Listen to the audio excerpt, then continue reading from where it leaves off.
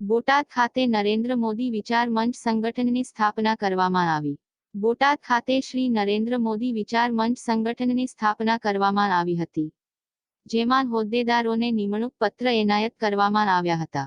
આ નરેન્દ્ર મોદી વિચાર મંચના સંગઠનમાં બોટાદના નામાંકિત ડોક્ટરો તેમજ વકીલો તથા વ્યાપારીઓ જોડાયા હતા અને આ સંગઠનનો મુખ્યત્વે હેતુ એવો છે કે લોકોના સેવાના કાર્યો કરવા તેમજ જ્યાં જરૂર પડે ત્યાં મદદરૂપ થવું તથા જે કંઈ પણ મોવડી મંડળ દ્વારા સૂચના આપે તે મુજબનું કાર્ય કરવા માટે આજરોજ બોટાદ ખાતે બોટાદ જિલ્લા ભાજપ કાર્યાલયમાં નરેન્દ્ર મોદી વિચાર મંચ સંગઠનની સ્થાપના કરવામાં આવી હતી અને દરેક હોદ્દેદારોને નિમણૂક પત્ર આપવામાં આવ્યા હતા।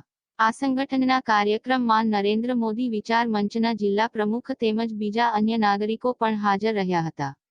Rajesh Shah, R news, Botad. મારું નામ અલ્કેશભાઈ જોશી। નરેન્દ્ર મોદી વિચાર મંચ એક રાષ્ટ્રીય કક્ષાનું સંગઠન છે।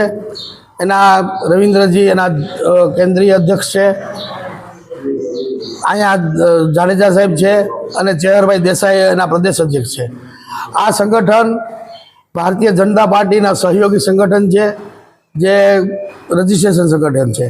શહેરની સુખાકારી તથા મોદી સાહેબના જે વિચારો છે, જે ભારત દેશના વિકાસના કામોમાં જે મોદી સાહેબના વિચારો છે એને મૂર્તિમંત કરવા એના માટે સહયોગ આપવો।